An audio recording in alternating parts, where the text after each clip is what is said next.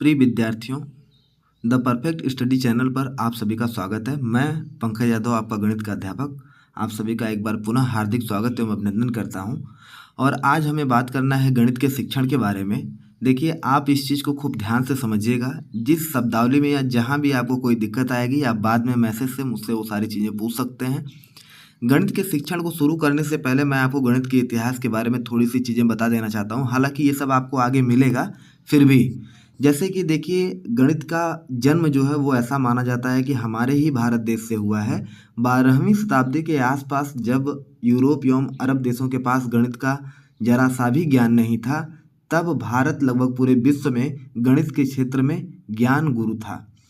और उसके साथ साथ मैं ये बताना चाहता हूँ कि हमारे ऋग्वेद में गणित के बारे में बातचीत की गई है। गणित के बारे में अच्छी तरीके से लिखित रूप से उल्लिखित है।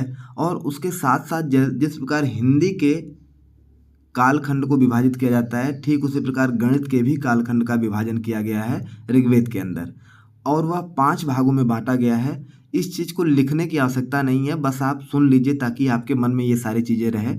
पहला भाग है आदिकाल, दूसरा भाग है पूर्व मध्यकाल, तीसरा भाग है मध्यकाल, इसी को स्वर्णकाल भी कहा जाता है, और चौथा काल है उत्तर मध्यकाल, और पांचवा काल है वर्तमान काल।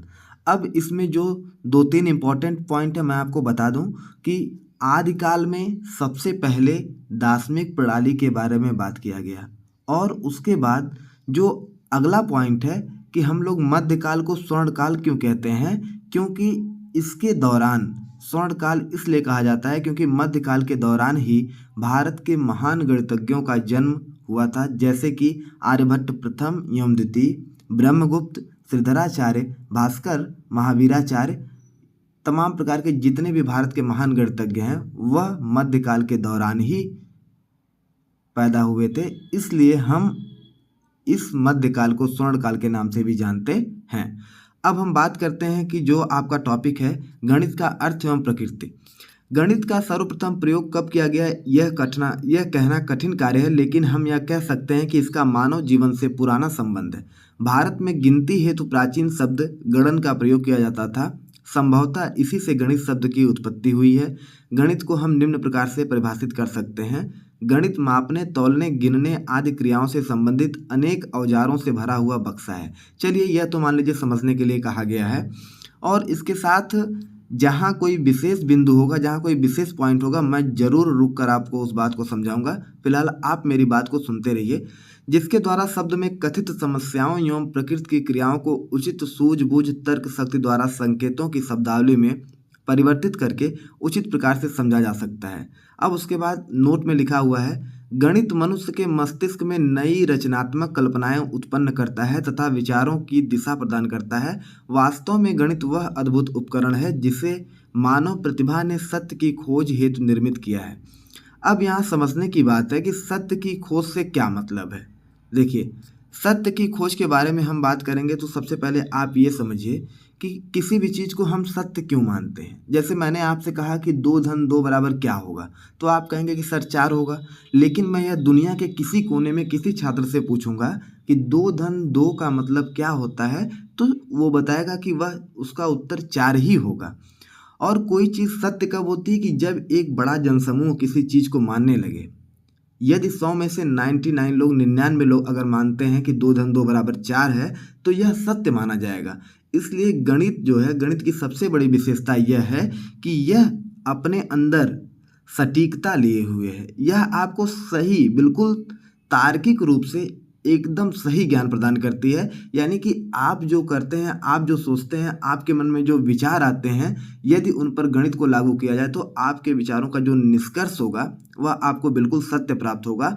सब बातों की एक बात, बस गणित का सबसे महत्वपूर्ण बिंदु यह है कि यह आपको सत्य की ओर ले जाता है, और यह किसी भी चीज़ को तार्किक रूप से साबित करने की क्षमता रखता है। उसके साथ आगे लिखा हुआ है गणित की परिभाषाएं। यदि देखिए, मैं सारी परिभाषाओं को डिस्कस नहीं करूंगा, लेकिन फिर भी आपकी ये जिम्मेदारी बनती है कि आप प्रत्येक परिभाषा को कम से कम 2 बार पढ़ लें, और कोशिश ये रहे कि आप परिभाषा को एक बार अपनी कॉपी पर लिख लें। जैसे कांट के अनुसार प्राकृतिक विज्ञान केवल तब तक ही विज्ञान है जब तक कि वह गणितीय है। अब आप सोचिए कि ऐसा क्यों कहा गया कि प्राकृतिक विज्ञान केवल तब तक ही विज्ञान है जब तक कि वह गणितीय है। ऐसा इसलिए कहा गया क्योंकि गणित की सबसे बड़ी क्वालिटी ये है कि गणित तार्किक रूप से किसी बात को सिद्ध करता है। गणित यह बताता है कि यह नियमता, इस नियम, इस कानून से यह चीज़ साबित हुई है, यह चीज़ साध्य है, इसलिए गणित हमेशा महत्वपूर्ण होती है। इसीलिए कहा गया है कि प्राकृतिक विज्ञान केवल तब तक ही विज्ञान है, यानी कि यदि गणित न हो, यदि गणित की तार्किकता से वह सिद्ध न हो तो प्राकृतिक विज्ञान भी विज्ञान नहीं माना जाएगा। अगला है बेंजामिन पीर्स के अनुसार गणित ऐसा विज्ञान है जो आवश्यक निष्कर्ष पर पहुंचता हो। देखिए, आवश्यक निष्कर्ष, बहुत कठिन एग्जाम्पल नहीं लेते हुए बस इतना साफ जानिए कि 4 में से अगर 2 घटाएंगे तो कितना बचेगा? 2। यह एक निष्कर्ष है। लेकिन आप देखते होंगे कि विज्ञान में अधिकतर हर विषय में कहीं ना कहीं अनुमान, कल्पना, इन सब चीज़ों का प्रयोग होता है, लेकिन गणित जो है वह हमेशा आपको किसी न किसी छोर पर पहुंचाता है, या कह सकें कि वह आपको हमेशा एक निष्कर्ष पर पहुंचाता है। जैसे देखिए, अगली परिभाषा है बर्ट्रैंड रसेल के अनुसार गणित एक ऐसा विषय है जिसमें यह कभी भी नहीं कहा जा सकता है कि किस विषय में बातचीत हो रही है या जो कुछ भी कहा जा रहा है वह सत्य है। गणित एक ऐसा विषय है जिसमें यह कभी भी नहीं कहा जा सकता कि किस विषय में बातचीत हो रही है या जो कुछ भी कहा जा रहा है वह सत्य है। अगली परिभाषा हेनरी पायंकर के अनुसार विभिन्न वस्तुओं को उन्हीं का नाम देना ही गणित है। देखिए, आप अगर इसके दैनिक जीवन में उपयोग की बात करेंगे तो प्राचीन काल से वस्तुओं के विनिमय को, जैसे मान लीजिए आज रुपया पैसा हो गया, लेकिन बहुत पहले क्या होता था कि जिसके पास अनाज होता था, मान लीजिए कोई 2 लोग हैं, किसी के पास अनाज है, किसी के पास भैंस का दूध है या गाय का दूध है या दूध ही है, तो वह क्या करते थे, उनको कुछ अनाज देकर उसके बदले दूध लेते थे। यानी कि जिसके पास जो चीज़ पर्याप्त मात्रा में है वह किसी और को देकर उसके बदले कोई और सामान लेता था। फिर धीरे धीरे उसको एक मानक तरीके में प्रयोग करते करते ही एक माप की इकाई बनी, कि जैसे किलोग्राम, किलोलीटर, ये सारी चीज़ें। और ये सब संभव हो पाया है तो केवल और केवल गणित के कारण। इसी प्रकार और भी परिभाषाएं हैं। गणित भौतिक अनुसंधान का एक आवश्यक उपकरण है। यह कहने की बात नहीं है। यदि आप कभी भी भौतिक विज्ञान का अध्ययन किए होंगे तो आप देखेंगे कि पूरा भौतिक विज्ञान गणित पर ही आधारित है। उसके बाद रोजर बैंकन के अनुसार गणित विज्ञानों का प्रवेश द्वार एवं कुंजी है। चूंकि जो व्यक्ति गणित से अनभिज्ञ व विज्ञानों और विश्व की वस्तुओं का ज्ञान प्राप्त नहीं कर सकता, इसलिए गणित की उपेक्षा संपूर्ण ज्ञान के लिए घातक है। इससे भी अधिक खराब यह है कि ऐसे अनभिज्ञ मनुष्य न तो अपनी इस अनभिज्ञता को जानते हैं तथा न ही इसका उपचार कर सकते हैं। देखिए, मैं आपको एक बात कहना चाहता हूँ, आप सभी लोग इस बात को ध्यान से समझिएगा। ये मेरी सोच है, यह मेरा विचार है कि यदि किसी छात्र को, कोई भी हो, चाहे आपके घर परिवार में हो, कहीं भी हो, आप शुरू से देखिएगा, इस चीज़ का अनुभव कीजिएगा कि वह विद्यार्थी जिसको गणित पसंद है वह कभी भी रटने, याद करने की चीज़ों पर जोर नहीं देता और वह हर चीज़ों को समझने की कोशिश करता है। यह मेरा अपना विचार है कि गणित आपको ज़रूर पढ़ना चाहिए। गणित में कुछ भी ऐसा नहीं है जो कठिन है, जो आपको पढ़ने में दिक्कत हो, जो आपको समझने में दिक्कत हो। लेकिन इसका एक फ़ायदा यही है कि गणित यदि आप मन से पढ़ते हैं या गणित में आपकी रुचि है तो आप किसी भी चीज़ को तार्किक रूप से समझ सकते हैं। आप सही को सही और गलत को गलत कहने की क्षमता रख सकते हैं। अगली परिभाषा है लिंडसे के अनुसार गणित भौतिक विज्ञानों की भाषा है और निश्चय ही मानव मस्तिष्क में उत्पन्न इससे उत्तम अन्य कोई भाषा नहीं है। गणित को मानव मस्तिष्क का क्रियात्मक पक्ष कहा जाता है, जो कि अत्यंत ही चिंतनशील होता है। आप देखते होंगे कि आपके सामने कोई भी प्रश्न आता है तो आप सबसे पहले उस प्रश्न को पढ़ने के बाद आप तुरंत चिंतन करने लगते हैं। आप ये सोचने लगते हैं कि उस प्रश्न का हल क्या होगा, उस प्रश्न को कैसे समझा जाए, उसके उत्तर को किस तरीके से प्राप्त किया जाए। और यह क्रियात्मक पक्ष इसलिए लिखा हुआ है क्योंकि जब गणित का प्रश्न आपके सामने आता है तो आप क्रिया करते हैं, आपका मस्तिष्क सोचता है और आपके हाथ तुरंत चलने लगते हैं, आपकी पेन चलने लगती है। यह क्रियात्मक पक्ष है। उसके साथ साथ अब आगे बात करते हैं गणित की प्रकृति। सामान्य रूप में देखा जाए तो गणित की प्रकृति को निम्न प्रकार से समझा जा सकता है। पहला, गणित की प्रगति के साथ अन्य विषयों की प्रगति जुड़ी है, क्योंकि गणित का प्रयोग हर विषय में किया जाता है। यह आप आसानी से समझ सकते हैं, हर एक जगह। यहाँ पर बहुत सारी चीज़ें मैं डिस्क्राइब नहीं करूँगा, लेकिन आज के बाद आप जब भी पढ़िएगा किसी विषय को तो आप एक बार यह ध्यान जरूर दीजिएगा कि क्या इस विषय में गणित का प्रयोग हुआ है। गणित विषय का ज्ञान का आधार हमारी ज्ञानेंद्रियां हैं, जिन पर विश्वास किया जा सकता है, क्योंकि ज्ञानेंद्रियों द्वारा प्राप्त ज्ञान अस्थायी व वास्तविक होता है। जैसे देखिए, ज्ञानेंद्रियों में मैं अगर बात करूं आँख की, तो यदि आँख के सामने आपके सामने मैं 2 चॉकलेट रखूं और 2 चॉकलेट और रखूं, दो के समूह में 2 चॉकलेट रखूं, यदि मैं कहूं कि इन सबको मिलाइए तो आप बोलेंगे कि 4 चॉकलेट हो गए। इसका मतलब आपकी आंखें उस सच्चाई को देख रही हैं, उसको समझ रही हैं, इसलिए वह ज्ञान आपका अस्थाई है। जितना भी ज्ञान हमें हमारी ज्ञानेंद्रियों द्वारा प्राप्त होता है वह हमेशा अस्थाई होता है। जैसे गर्म और ठंडे का एहसास हम त्वचा के द्वारा पता करते हैं, यह भी एक ज्ञानेंद्रिय है। गणित की सहायता से जीवन के अमूर्त प्रत्ययों की व्याख्या की जा सकती है व इसकी सहायता से अमूर्त को स्थूल में परिवर्तित किया जा सकता है। अमूर्त का मतलब होता है क्या? यह अधन मूर्त से बना हुआ है। मूर्त का मतलब मूर्ति, अ का मतलब अक्षर अगर किसी भी शब्द के सामने जुड़ा हुआ है, यह एक तरीके से आपका उपसर्ग है। उपसर्ग किसी के सामने जुड़ा हुआ है तो वह उस शब्द के अर्थ को नकारात्मक अर्थ में परिवर्तित कर देता है या उसके विशेषता को बदल देता है। जैसे अमूर्त, जो चीज़ें हम देख नहीं सकते, जिसको छू नहीं सकते, जिसको महसूस नहीं कर सकते, जो हमारी कल्पना है, गणित के माध्यम से हम उसको देख सकते हैं, समझ सकते हैं। जैसे कि यदि हम मैकेनिक तरीके से बात करें तो जो गाड़ी है हमारी, उसमें तमाम प्रकार के पार्ट लगे हुए हैं, तमाम प्रकार की चीज़ें हैं। वही जो अमूर्त, कोई ये कल्पना रही होगी, जब सबसे पहले साइकिल या गाड़ी बनी होगी तो वह एक कल्पना रही होगी, लेकिन गणित के माध्यम से उसको जोड़ते हुए, गणित और विज्ञान दोनों के माध्यम से उसको जोड़ते हुए एक मूर्त रूप में हमें साइकिल और मोटरसाइकिल दोनों का परिणाम प्राप्त होता है। गणित में प्रयुक्त पदों, अवधारणाओं, प्रत्ययों, सूत्रों, संकेतों व सिद्धांतों के आधार पर गणित को अलग अलग लिपि या भाषा कहा जा सकता है। हाँ, तो ये सिंपल सी बात है कि गणित की अपनी अलग सारी चीज़ें हैं। जैसे एक प्रतीक है, प्रयुक्त पद का मतलब जैसे हो गया कि हम तमाम प्रकार की चीज़ें पढ़ते हैं, जैसे प्रयुक्त पद, चर अचर पढ़ते हैं, ये सारी चीज़ें। अवधारणा का मतलब होता है इंग्लिश में कॉन्सेप्ट, सिद्धांत। प्रत्यय का मतलब आपके ये भी कॉन्सेप्ट से ही संबंधित है। सूत्र हो गए, संकेत हो गए, इसमें इसलिए इसकी एक अलग लिपि व भाषा होती है। अब आप देखेंगे गणित में सर्वप्रथम प्रयुक्त संख्याओं, स्थान मापन आदि का प्रयोग किया गया है, जो कि अन्य विषयों में भी प्रयुक्त किया जाता है। यदि आप देखेंगे, जब सिंधु घाटी की सभ्यता के बारे में भी पढ़ेंगे तो आप देखेंगे कि उसमें भी इन चीज़ों का वर्णन किया गया है कि उस जमाने में भी इस प्रकार की ड्रेनेज सिस्टम थे, स्नानागार थे, बहुत सारी चीज़ें थी। मतलब एक विकसित सभ्यता थी। आप सोचिए कि इतने पहले ये सारी चीज़ें कैसे संभव हो पाई, क्योंकि उस समय के रहने वाले लोगों के पास गणित का ज्ञान था। गणित में सामान्यीकरण, निगमन, आगमन के लिए पर्याप्त सीमा होती है। देखिए, एक चीज़ मैं आपको यहाँ खुल के तुरंत समझा दूँ कि निगमन और आगमन से क्या होता है। आपको निगमन बहुत ज़रूरी समझना है गणित में। निगमन और आगमन, देखिए ये ट्रिक तो नहीं है, लेकिन मैं आप समझिएगा, लिखा है नी प्लस गमन, नी प्लस गमन। निगमन का मतलब यह है कि इसमें हमेशा सबसे पहले छात्र के सामने कोई समस्या रखी जाती है, फिर उससे संबंधित उसको उदाहरण या कुछ प्रश्न हल करने के लिए दिए जाते हैं। जैसे आप इसको ऐसे समझिए कि व्यक्ति के सामने कोई परिस्थिति उत्पन्न की जाती है और उससे निकलने के लिए एक नियम का प्रयोग होता है, जिसको हम सामान्य तरीके से निगमन कहते हैं। जैसे देखिए, निगमन का मतलब क्या होता है। जैसे गणित की जो प्रकृति होती है वो निगनात्मक होती है। जैसे एक अध्यापक किसी छात्र के सामने ऐसी परिस्थिति या ऐसी समस्या को प्रस्तुत करता है, जब छात्र उसको देखता है तो उसमें तर्क लगाता है, चिंतन करता है।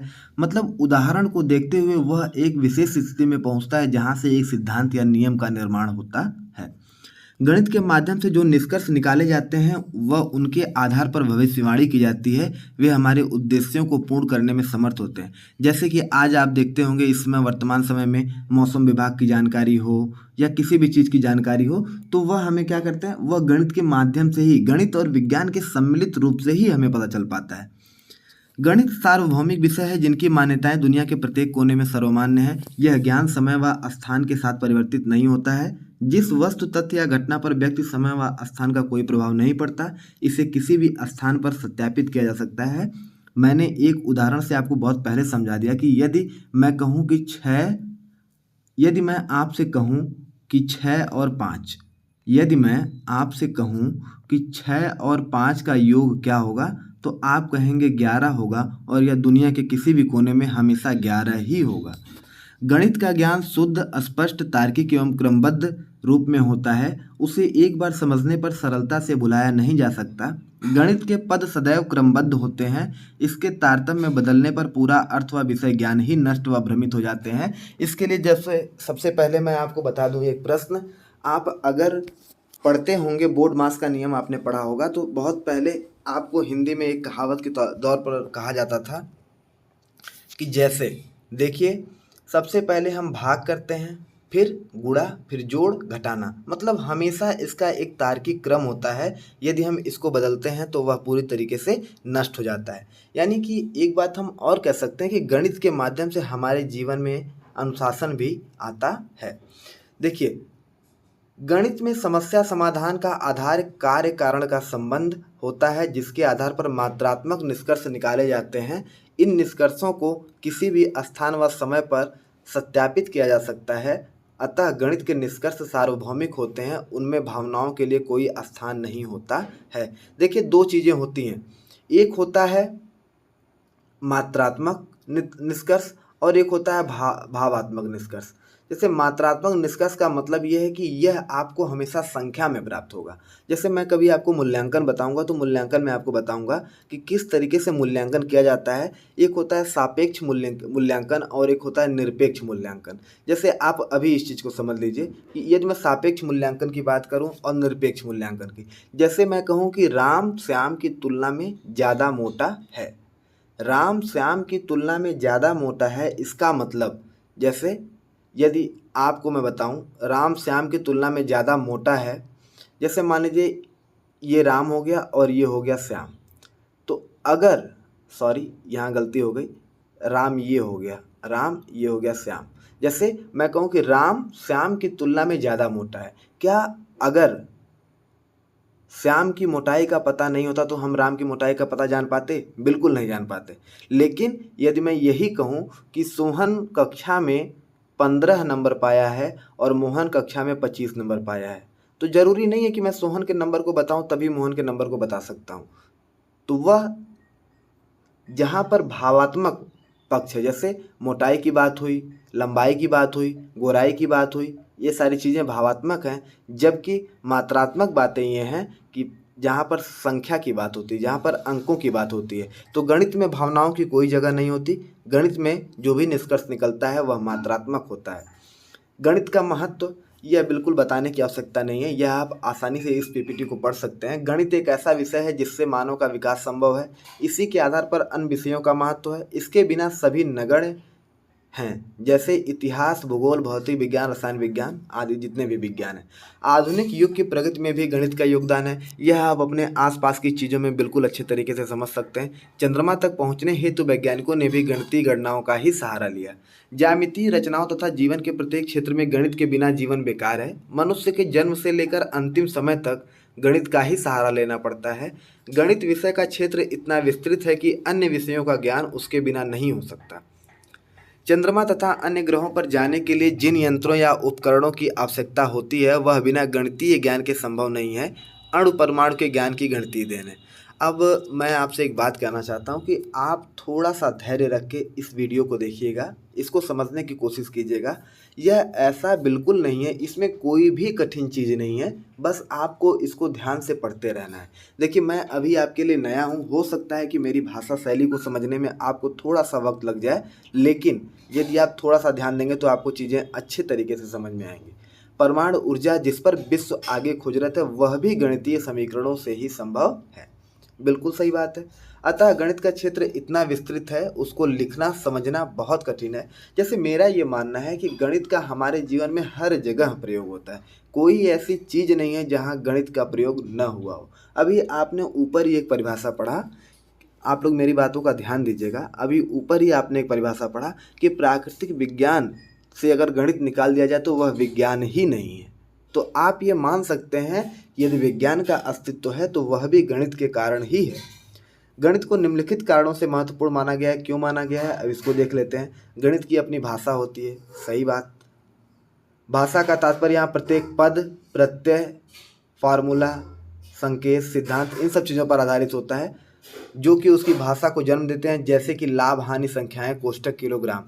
ये गणितीय शब्दावलियां हैं। गणित में वातावरण में पाई जाने वाली वस्तुओं के आपस में संबंध तथा संख्यात्मक निष्कर्ष निकाले जाते हैं। चूंकि ये निष्कर्ष विशेष संख्या से संबंधित होते हैं, अतः इन पर भरोसा किया जा सकता है।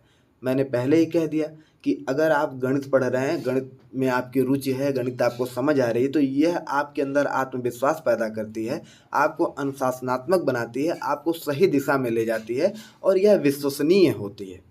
इस विषय के ज्ञान का आधार हमारी ज्ञानेंद्रियां होती हैं, जिन पर विश्वास किया जा सकता है। अभी ये बात हम किए तुरंत।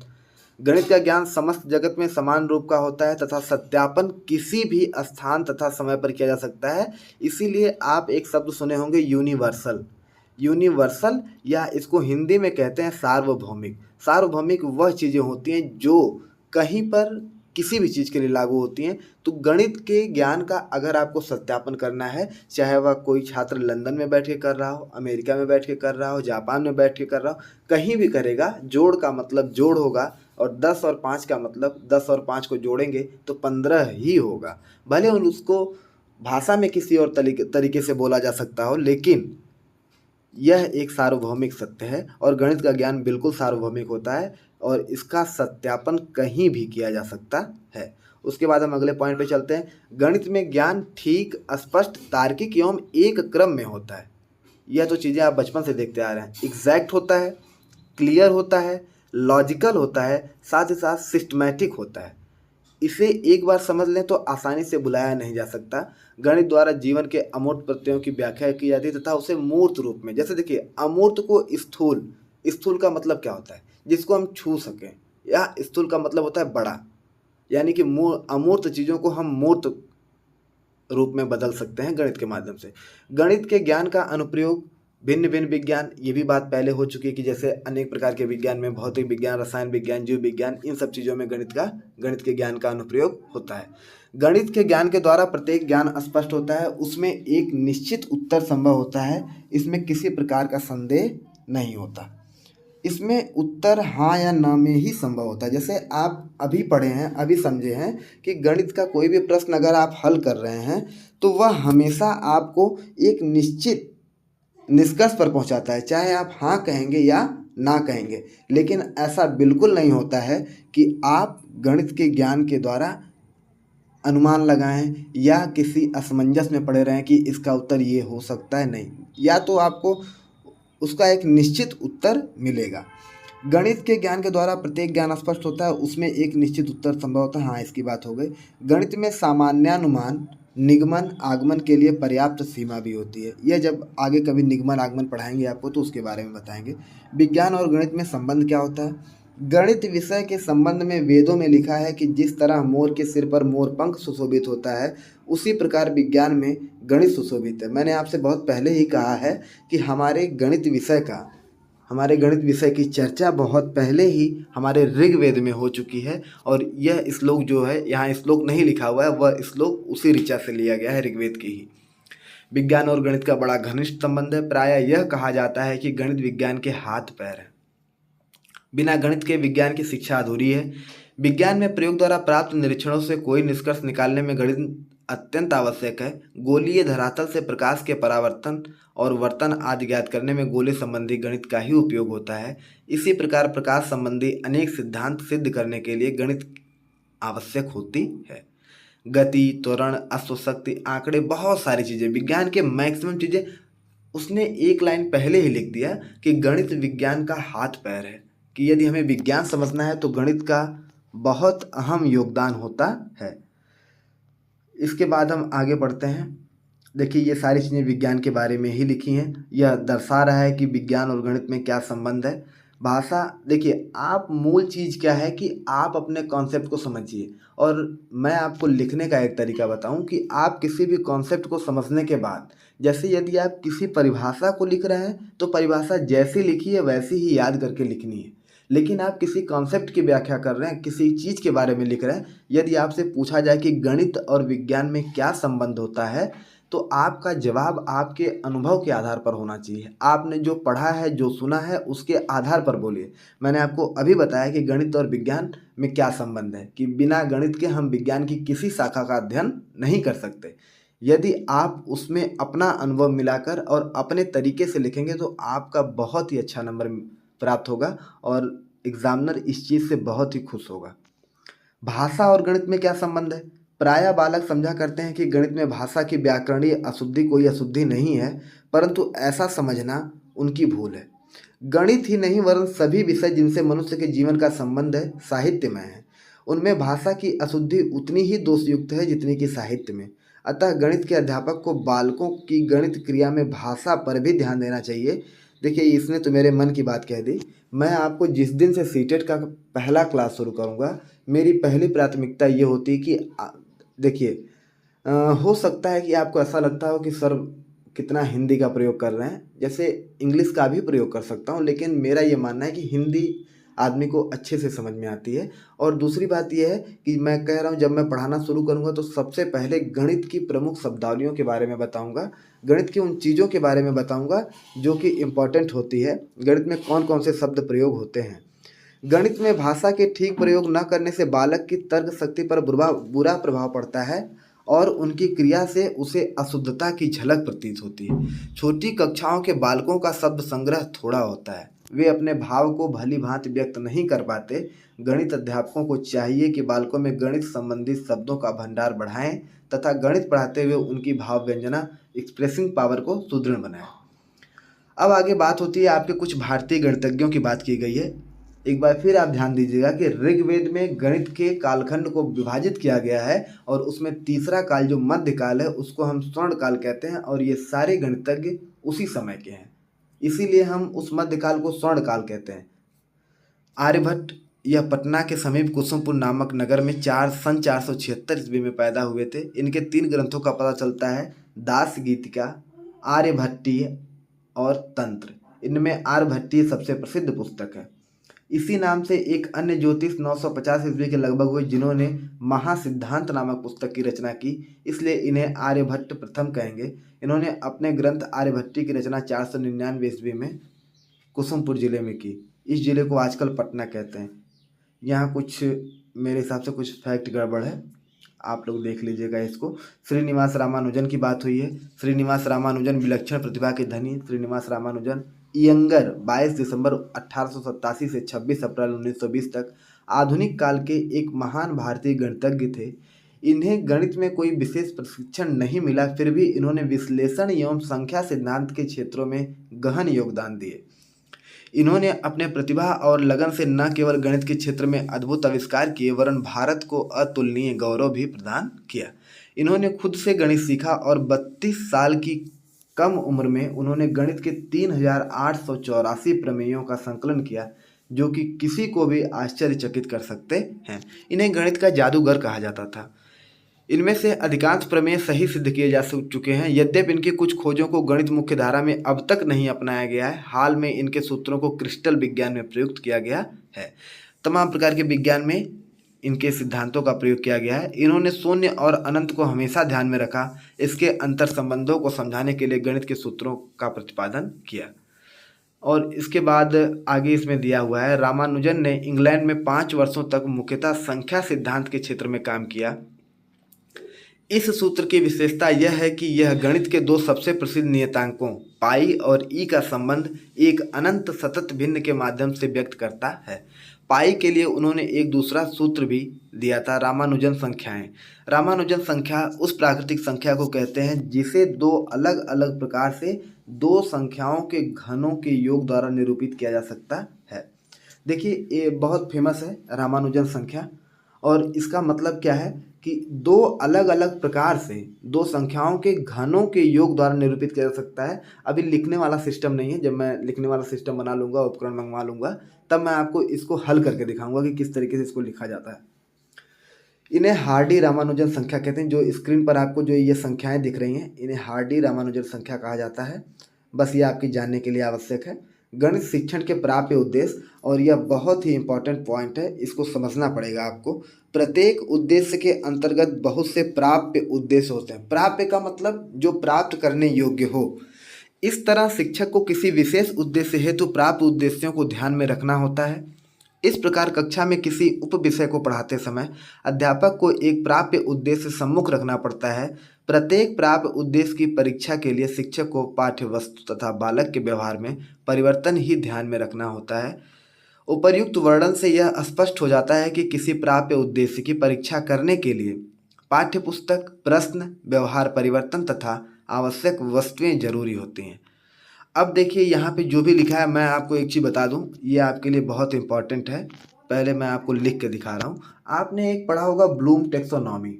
देखिए यहाँ खूब अच्छे से तो नहीं लिखाएगा, आपने लिखा होगा, पढ़ा होगा ब्लूम टैक्सोनॉमी। और ब्लूम टैक्सोनॉमी के कितने भेद होते हैं? 3। ब्लूम टैक्सोनॉमी के 3 भेद होते हैं। पहला होता है ज्ञानात्मक, दूसरा होता है भावात्मक, और तीसरा होता है मनोक्रियात्मक। पहला होता है ज्ञानात्मक, दूसरा होता है भावात्मक, तीसरा होता है मनोक्रियात्मक। पहले भाग को हम जो ज्ञानात्मक कह रहे हैं उसको संज्ञानात्मक के भी नाम से जाना जाता है। अब आप समझिएगा, पहले इसको ध्यान से सुनिए। आप अगर कुछ कर रहे हैं तो प्लीज़ मेरा आपसे ये निवेदन है कि आप उस चीज़ को छोड़कर सबसे पहले ये 6 पॉइंट है, थोड़ा आपको ये समझना पड़ेगा। एक बार समझ लीजिए, कभी नहीं भूलेगा। मैं आपको उदाहरण के तौर पर समझा रहा हूँ, मैं इसकी चीज़ की गारंटी लेता हूँ कि मैं आपको बताऊँगा, आप इसको कभी नहीं भूलेंगे।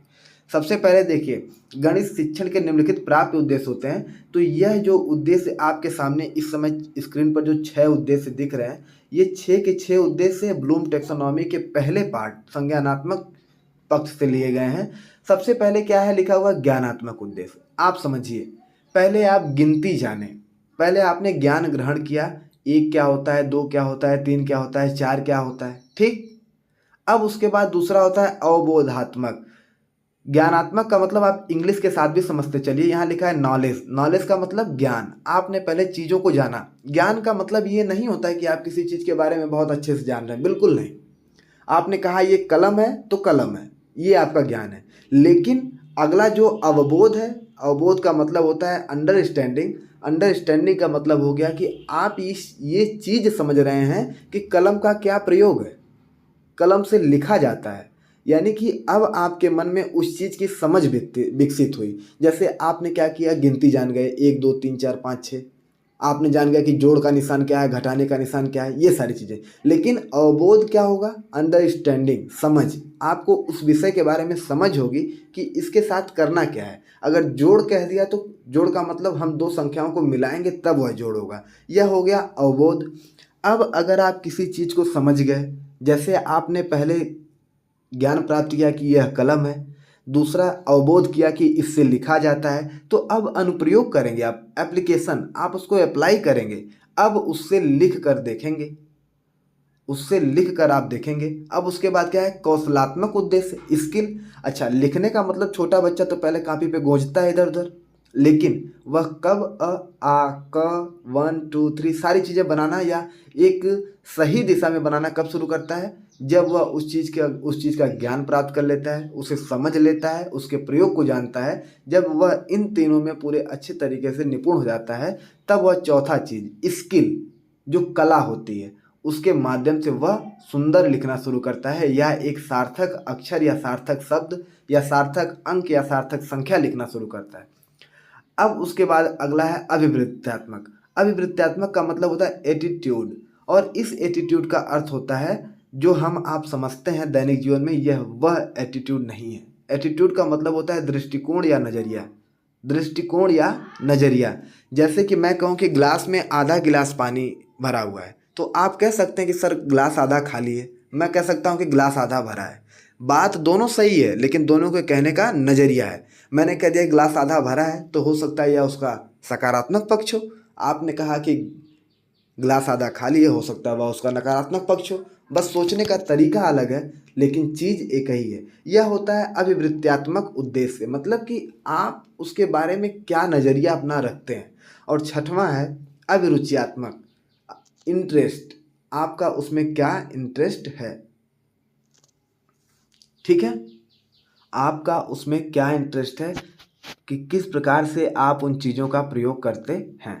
एक चीज़ और है यहाँ पर, जैसे ज्ञानात्मक उद्देश्य के बारे में मैं अभी नीचे आ रहा हूँ। जैसे ये जो 6 चीज़ें लिखी हुई हैं, ये देखिए ब्लूम टैक्सोनॉमी से पहला है, दूसरा है, तीसरा है कौशलात्मक है। यहाँ पर 3 चीज़ें बदल जाती हैं, आप इसका ध्यान रखिएगा। ब्लूम टैक्सोनॉमी का पहला जो संज्ञानात्मक पक्ष है, उससे ये 3 चीज़ें ली गई हैं, ज्ञानात्मक, अवबोधात्मक और अनुप्रयोगात्मक। इसके बाद इसमें आता है विश्लेषण, संश्लेषण और मूल्यांकन। ये ब्लूम टैक्सोनॉमी का 6 है, जिसमें से ये 3 अलग हैं। और ये 3 इसलिए अलग हैं क्योंकि ये गणित में अब आपकी स्किल, एटीट्यूड और इंटरेस्ट की बात करते हैं। अब ज्ञानात्मक उद्देश्य के अंदर क्या लिखा हुआ है, इसके अंतर्गत छात्रों को प्रत्ययों, तथ्यों, पदों, चिन्हों तथा इन पर आधारित नियमों का चयन करना होता है ताकि छात्र के व्यवहार में परिवर्तन हो। वे निम्नलिखित हैं: गणित के नए नए शब्द, चिन्ह, संकेत आदि के वैज्ञानिक शब्दावली के अनुसार जानकारी। मैं सीटेट की पहली ही क्लास में आपको ये सारी चीज़ें बताऊंगा। विभिन्न शब्दों की परिभाषाओं, नियमों, सिद्धांतों आदि से परिचित तथा उनके पारंपरिक संबंध को समझना, यह भी जरूरी है। अपने समीप के वातावरण से सामंजस्य एवं आवश्यक जानकारी होना, पदों, प्रत्ययों एवं नियमों एवं सिद्धांतों का पूर्ण स्मरण करना तथा उन्हें पहचानना, गणित के इतिहास के बारे में सम्यक जानकारी तथा समाज पर उसके प्रभाव से अवगत हो। आरेख रेखा चित्र में पैमाने पर उचित निर्धारण ताकि समंकों की आकृति में सुगमता से उभारा जा सके। दूसरा है, देखिए जो मैंने आपको चीज़ें बताया, अब उसी को एक सार्थक शब्दों में उसका एक्सप्लेनेशन किया जा रहा है। अवबोधात्मक, इस स्तर के अंतर्गत छात्र गणित से संबंधित पदों, तथ्यों, प्रत्ययों तथा संकेतों का अवबोध करता है। अंडरस्टैंड मतलब अंडरस्टैंडिंग, उन चीज़ों की समझ करता है। इससे बालक के व्यवहार में निम्नलिखित परिवर्तन होते हैं। क्या?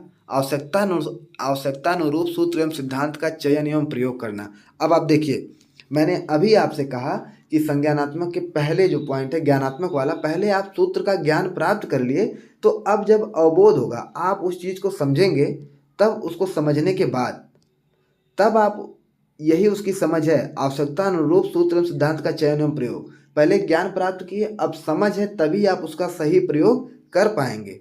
उसके बाद है विभिन्न भौतिक राशियों एवं इकाइयों को व्यक्त कर सकेगा तथा विभिन्न सूत्रों, संकेतों एवं नियमों का वर्गीकरण कर सकेगा। आप बताइए वर्गीकरण कब कर पाएंगे? जब किसी चीज़ को समझेंगे। अगर मैं आपको ज्ञान दिया, यह कलम है, जैसे मैंने आपको एक आकार बता दिया कि कलम है, पेंसिल है, स्केच है या कलर स्केच है, जो कुछ भी है, लेकिन जब आप उस चीज़ के बारे में समझ प्राप्त कर लेंगे, तभी आप उसको अलग कर पाएंगे कि यह कलम है, यह रंगने के काम आती है, या लिखने के काम आती है, या पेंसिल से स्केच बनाने के काम आती है, या यह लकड़ी है। इन सब चीज़ों में यह आप अंतर तभी कर पाएंगे जब आपको प्राप्त ज्ञान की समझ होगी। आपने कोई ज्ञान प्राप्त कर लिया, यदि आपको उसकी समझ नहीं है, तो आप उसका प्रयोग नहीं कर पाएंगे। और इसके बाद हमारा अगला पॉइंट वही आएगा, प्रयोगात्मक या अनुप्रयोग कैसे करना है। देखिए अनुप्रयोगात्मक उद्देश्य, ठीक सारी वही बातें आ गई कि समस्या के वर्गीकरण में सूत्र एवं विषय में सूत्र एवं नियम में अंतर को भली भांति पहचान सकेगा कि सूत्र और नियम में क्या अंतर होता है। दिए गए आंकड़ों की सहायता से सामान्यीकरण कर नए नियम बना सकेगा।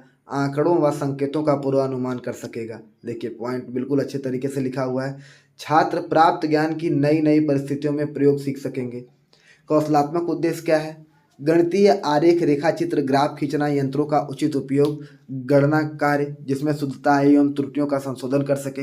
इससे बालक में निम्नलिखित व्यवहारगत परिवर्तन दृष्टिगोचर होंगे। जैसे आपने कलम का ज्ञान प्राप्त किया, अब कलम, उसके बारे में समझ, आप सोचे कि उससे क्या कर सकते हैं, क्या लिख सकते हैं, फिर उसका प्रयोग किया। अब कौशल क्या है कि अब उचित तरीके से आप गोला बनाएंगे, त्रिभुज बनाएंगे, चतुर्भुज बनाएंगे, आयत बनाएंगे, वर्ग बनाएंगे। ये सारी चीज़ें आप तब बनाएंगे जब आपके हाथ में स्किल आ जाएगी, आपके अंदर कौशल आ जाएगा। आप ज्ञान प्राप्त किए, ठीक है, उसको समझे, वो भी ठीक है, प्रयोग करना भी जान गए, लेकिन अब उसका कोई सार्थक अर्थ निकले, इसलिए आपको क्या चाहिए? कौशल चाहिए, आपके अंदर स्किल होनी चाहिए। तो अब आगे इसमें लिखा है, छात्र गणितीय यंत्रों का नाम जानकर उनका उचित उपयोग कर सकेगा। गणितीय उपकरणों, घन, पिरामिड, वर्ग, शंकु एवं बेलन बना सकेगा। देखिए मैंने जस्ट अभी यही बात की है। आंकड़ों के आधार पर सही पैमाना मानकर गणितीय आरेख खींच सकेगा। ठीक है। अब अगला पॉइंट है कलात्मक रुचि का विकास कर सकेगा। सहायक सामग्री का निर्माण एवं प्रयोग में दक्षता प्राप्त कर सकेगा। सहायक सामग्री जो भी है उसको किस तरीके से प्रयोग करना है, कहाँ प्रयोग करना है, ये सारी चीज़ें कौशलात्मक उद्देश्य के अंतर्गत आती हैं। अगला पॉइंट है जो थोड़ा समझ लीजिएगा, यह शब्द से थोड़ा सा अलग है, अभी मैंने इसको बताया था। अभिवृत्त्यात्मक उद्देश्य बालक को गणित विषय के सीखने के लिए आवश्यक है कि उसमें गणितीय विचारों की परिपुष्टता बने, अर्थात वैज्ञानिक अभिवृद्धि आवश्यक है। सोचने, विचारने, निरीक्षण करने, परीक्षण करके पुनः गणना कर सही निर्णय लेने की दक्षता का विकास गणित की वृद्धि है। इनमें निम्नलिखित व्यवहार दृष्टिगोचर होंगे। छात्र गणित विषय के प्रति नवीन एवं विकसित दृष्टिकोण का विकास कर सकेगा। अब आप समझिए, मैंने अभी आपसे कहा कि दृष्टिकोण क्या होता है, एटीट्यूड, नजरिया। छात्र गणित विषय के प्रति मतलब जो गणित वह पढ़ रहा है उसके प्रति नए एवं विकसित मतलब नए और डेवलप्ड दृष्टिकोण का विकास कर सकेगा। वह गणितीय तथ्यों, सूत्रों एवं नियमों पर सूक्ष्म निरीक्षण कर सकेगा। जैसे आप एक उदाहरण समझिए कि आपके सामने बीज गणित का जब प्रश्न आता है तो आप वहाँ किस तरीके से सोच पाते हैं कि यहाँ पर a+b² का ही सूत्र लगेगा, या आप समझ पाते हैं कि नहीं? कहाँ पर a-b² लगेगा, कहाँ पर a² - b² लगेगा, या कहाँ पर त्रिभुज का नियम लगेगा, कहाँ पर वर्ग का नियम लगेगा। यही तो है आपका दृष्टिकोण। यही जब आप उस चीज़ के ज्ञान को प्राप्त कर लेंगे, उसको समझ लेंगे, उसका प्रयोग कर लेंगे, आपके अंदर कौशल आ जाएगा, तो फिर उसके बाद जो एटीट्यूड है, जो इन नियमों की परख करना सिखाएगा आपको, यही आपका दृष्टिकोण कहलाएगा। छात्र सोचने विचारने के बाद ही निर्णय ले सकेगा। छात्र भिन्न भिन्न परिस्थितियों में सही और शीघ्र निर्णय ले सकेगा। मन एवं मस्तिष्क को संयमित एवं अनुशासित कर सकेगा। स्पष्ट, स्वच्छ एवं क्रमबद्ध तथा प्रभावी दृष्टिकोण से अपने जीवन को सुखमय बना सकेगा। क्योंकि यदि आपका एटीट्यूड, आपका दृष्टिकोण, आपका नज़रिया सकारात्मक होगा तो उससे आपका जीवन बदलेगा, आपके जीवन की दशा बदलेगी और आप एक अच्छे राह पर चलने के लिए बाध्य होंगे। क्योंकि गणित आपको अनुशासन के अंदर लाना सिखाती है, आपको अनुशासनात्मक बनाती है। जैसे अभी देखिए, आदमी हर काम की प्लानिंग करता है कि सुबह मुझे 5 बजे सो के उठना है, नित्य क्रियाकर्म करने, उसके बाद नहाना है, मुझे 6 बजे से पढ़ने बैठना है, 6 से 2 घंटे 8 बजे तक मैं पढ़ूंगा, फिर चाय नाश्ता करूंगा। जैसे जो भी नियम बनाता है वह, यह गणित के ही माध्यम से तो संभव हो पा रहा है। अगला पॉइंट है अभिरुच्यात्मक उद्देश्य। गणित विषय में रुचि उत्पन्न करने से वह सरल एवं सुपाच्य बनता है। गणित के साहित्य को पढ़ने, पहले आप यही एक पॉइंट मेरा सुन लीजिए। देखिए, मैं गणित का टीचर हूँ, इसलिए इस चीज़ की तारीफ नहीं कर रहा हूँ, आप मेरी बात मानिएगा। मैं सच बताऊं तो मैं हिंदी का टीचर हूं, गणित का भी गणित मेरा शौक़ है पढ़ना, और बाकी साहित्य भी मेरा शौक़ है। मैं अभी अपना आगे का क्षेत्र बना रहा हूं हिंदी साहित्य के क्षेत्र में। वक्त मिला या मौका मिला तो फिर इस पे आगे चर्चा होगी। लेकिन मैं आपको बताऊं, गणित मेरी फेवरेट विषय बस इसलिए है, या गणित को पढ़ना मुझे अच्छा इसलिए लगता है क्योंकि इसके कारण गणित आपके अंदर ऐसा आत्मविश्वास पैदा करती है कि आप किसी भी चीज़ को सरल एवं स्पष्ट तरीके से समझ सकते हैं। जैसे अगर मैं कभी आपको कुछ हिंदी में बताया, जैसे कभी भी अगर मुझे कभी हिंदी में बताना हुआ कोई चीज़, तो मैं आपको बताऊंगा। बहुत सारे शब्द ऐसे हैं, मैं उनकी चर्चा करूंगा कि आप देखेंगे कि किस तरीके, मैं छोड़िए हिंदी छोड़िए, मैं आपको गणित में जब आपको कभी मैं एलसीएम पढ़ाऊंगा, जब मैं आपको एलसीएम पढ़ाऊंगा तो आप देखिएगा कि वहाँ लघुत्तम लिखा रहता है। क्या लिखा है? लघुत्तम। यह क्या लिखा है? यह एक तो हिंदी का शब्द है, लेकिन मैं इसको गणित के जैसे तोड़ूंगा। आप सोचिए कि गणित के कारण यह कितना सुंदर टूटता है। यह देखिए लिखा है लघु प्लस उत्तम। लघु प्लस उत्तम, उत्तम का मतलब होता है श्रेष्ठ, मतलब छोटा प्लस श्रेष्ठ, यानी कि जो छोटों में श्रेष्ठ है, सबसे छोटा, उसकी बात कर रहा है लघुत्तम। मैं जब बताऊंगा आगे तो बताऊंगा आपको। अब देखिए, अगर रुचि उत्पन्न होगी तो यह बहुत ही सरल एवं सुपाच्य है। अगर आप इसके अंदर अपना रुचि जगा लिए तो गणित बहुत ही आसान है, यह समझने की बात है। खास करके मैं, देखिए, यह आप एक चीज़ पढ़ते होंगे पूर्वाग्रह, यह बहुत गंदी चीज़ है। पूर्वाग्रह गंदी चीज़ ये है कि आदमी जब भी देखिए हर कोई अपने मन में ये बना लेता है। जैसे मान लीजिए यदि कोई, जैसे एक बात करें, यदि कोई अपने कॉलर के पास गले में रुमाल लगाया हुआ है, हाथ में बहुत सारे धागे बांधा हुआ है, या कुछ घड़ी पहना हुआ है, या वर्तमान समय के जो फैशन की चीज़ें वो सब पहना हुआ है, तो लोग तुरंत उसको देखने के बाद अपने मन में ये बना लेते हैं, बस करिए ये घूमने फिरने वाला लड़का या पढ़ने लिखने वाला लड़का नहीं है। लेकिन हो सकता है ये गलत हो, ऐसा नहीं होता। ये हमारी सोच है कि हम उसके बारे में क्या सोचते हैं, पहले से ही सोचना। पूर्वाग्रह मतलब किसी भी चीज़ के बारे में पहले से अनुमान लगा लेना। तो मैं आपको ये बताऊं, जैसे ये मैं अपना नहीं कह रहा हूँ, ये भी मैंने कहीं पढ़ा है। देखिए इसके लिए मैं आपको बताऊं, जैसे माना जाता है कि लड़कियां जो हैं, गर्ल्स और बॉयज़, ऐसा माना जाता है कि लड़कियां किसी चीज़ को रटने में ज़्यादा बिलीव करती हैं और लड़के समझने में। यह बिल्कुल गलत है। यह मेरा पूर्वाग्रह है या सभी का पूर्वाग्रह होता है। यह आप भले मुस्कुरा रहे होंगे कि सर क्या बात कर रहे हैं, लेकिन आप भी ये बात जान रहे हैं कि लोग कहते हैं कि लड़कियां रटती ज़्यादा हैं। उनको कह देंगे तो पूरी किताब रट डालेंगे, लेकिन लड़कों को कहेंगे तो नहीं कर पाएंगे, उनको कहेंगे तो समझ ले जाएंगे। जैसे माना जाता है कि लड़कियों की जो नोट्स होते हैं वो बहुत सुंदर होते हैं, वो खूब सुंदर सुंदर राइटिंग में लिखती हैं, लड़के रफ टफ लिखते हैं, ख़राब लिखते हैं। लेकिन सच बताऊं तो आप मेरा नोट्स देखेंगे तो आप कहेंगे सर कितना सुंदर लिखे हैं आप। तो ये पूर्वाग्रह है, पूर्वाग्रह। तो मैं ऐसा मानता हूँ कि लड़कियाँ सोचती हैं कि गणित बहुत कठिन है, इसलिए वो गणित में बहुत इंटरेस्ट नहीं लेती हैं। तो मैं उनको यह बताना चाहता हूँ कि गणित विषय में रुचि उत्पन्न करने से वह सरल एवं सुपाच्य बनता है। आप एक बार केवल मन से सोच के देखिए कि मुझे हाँ गणित पढ़ना है, आप उसमें रुचि लाइए, अपने आप गणित आपको आसान लगने लगेगी। गणित के साहित्य को पढ़ने, गणित तथ्यों के जीवन एवं कार्य को जानने तथा गणितीय क्लब आदि बनाने से नवीन ज्ञान की प्राप्ति होती है। इससे अग्रलिखित व्यवहार परिवर्तन दृष्टिगोचर होते हैं।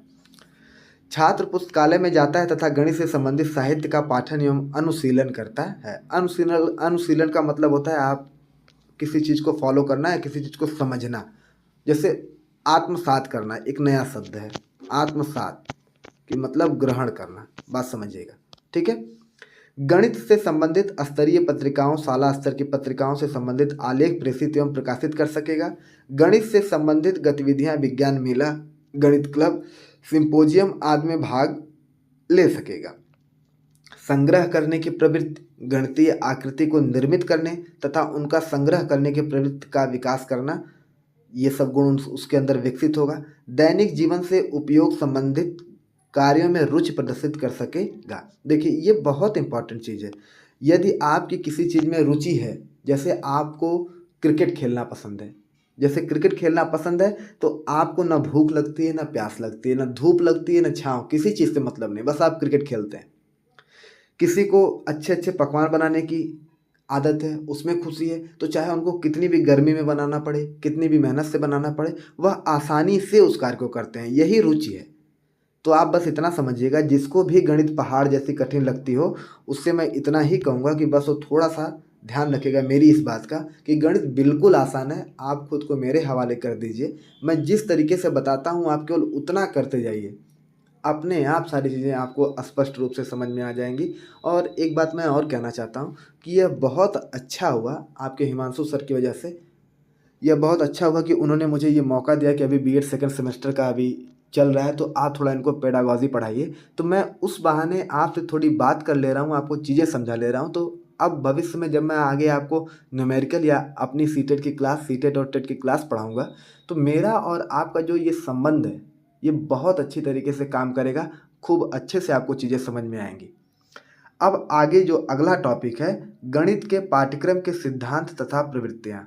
देखिए मैं आपको एक बात बताना चाहता हूँ कि मैं भी टीचर हूँ, तो थोड़ा सा समय का मेरे पास अभाव रहता है। फिलहाल अभी सभी उपकरण उपलब्ध नहीं हैं, जिसकी वजह से चाहिए तो मैं ये कक्षा और देर तक कंटिन्यू कर सकता हूँ, लेकिन थोड़ा नेटवर्क वगैरह की समस्या है, तो मैं ये कक्षा यहीं समाप्त कर रहा हूँ। और इस कक्षा के बाद तुरंत आप इसको पढ़िएगा। इस कक्षा के बाद मैं तुरंत अगली क्लास सेम यहीं से शुरू करूँगा। ये जो लिखा है गणित के पाठ्यक्रम सिद्धांत तथा प्रवृत्तियाँ, ये क्या है, इसके बारे में मैं आपको अगली क्लास में जो सेकंड क्लास होगी उसमें बताऊँगा। और उसके साथ साथ मेरा आपसे एक विनम्र निवेदन है, आपको मैं जो भी कुछ पढ़ाया हूँ, आप जो भी कुछ समझे हैं, उस चीज़ में आप अपना फीडबैक ज़रूर दीजिएगा। प्लीज़ मेरा रिक्वेस्ट है, 1 मिनट का समय लगेगा, आप उस चीज़ में अपना फीडबैक ज़रूर दीजिएगा। देखिए, मैं थोड़ा-सा एक बात अपने बारे में बता दूँ, मैंने आपसे पहली कक्षा में कहा था कि मैं पिछले कुछ 6-7 वर्षों से इसी क्षेत्र में लगा हुआ हूँ। मैंने भी बीटीसी किया हुआ है, पढ़ाई किया, उसके बाद मैं टेट का भी बैच पढ़ाया हूँ, बच्चों को मैथ पढ़ाया हूँ और बीटीसी के बच्चों को भी पढ़ाया हूँ, तकरीबन 2 ढाई साल तक पढ़ाया हूँ और कई विषय पढ़ाया हूँ। उसके साथ-साथ ऑफ़लाइन क्लास में मैंने एक साथ 250 बच्चों को पढ़ाया है। तो जैसे ऑफ़लाइन क्लास में 250 बच्चों का मतलब होता है, मैंने ये सारी चीज़ें मैं आपको ये सब इसलिए बता रहा हूँ कि ऑफ़लाइन में आदमी का जैसे आई कॉन्टैक्ट होता है, आदमी फेस एक्सप्रेशन देखता है, तो आदमी समझता है कि चीज़ें कब, कहाँ, क्या, कैसे बताना है। लेकिन यह एक ऐसा माध्यम है कि जिसमें ना तो आप मुझे देख पा रहे हैं, ना मैं आपको देख पा रहा हूँ, लेकिन मैं यह अनुमान लगा रहा हूँ, मैं यह सोच रहा हूँ कि मेरे सामने पूरी कक्षा बैठी हुई है, मैं उसको पढ़ा रहा हूँ। लेकिन अब आपका दायित्व बनता है कि आप इसको पढ़ने के बाद आप मुझे ये बताएँ कि सर मुझे इस टॉपिक में, इस पॉइंट पर ये समस्या हुई और मैं अभी आपको हिमांशु सर आपको मेरा व्हाट्सएप नंबर या टेलीग्राम नंबर आपको प्रोवाइड करवा देंगे। आप उस पर जो चाहें क्वेरी कर सकते हैं कि मुझे ये टॉपिक या ये शब्दावली समझ में नहीं आई, सर आप डिस्कस कर दीजिए। तो मैं जब भी अगली कक्षा बनाऊँगा या अलग से कोई एक डाउट क्लास लेके आऊँगा, मैं उसमें उन सब चीज़ों का निवारण कर दूँगा। इसी के साथ आप लोगों को आपकी परीक्षा के लिए ढेर सारी शुभकामनाएँ। आप लोग खूब मेहनत से पढ़िए, खूब आगे बढ़िए और खूब तरक्की करिए। यह मेरा शुभकामना एवं आशीर्वाद दोनों है। धन्यवाद।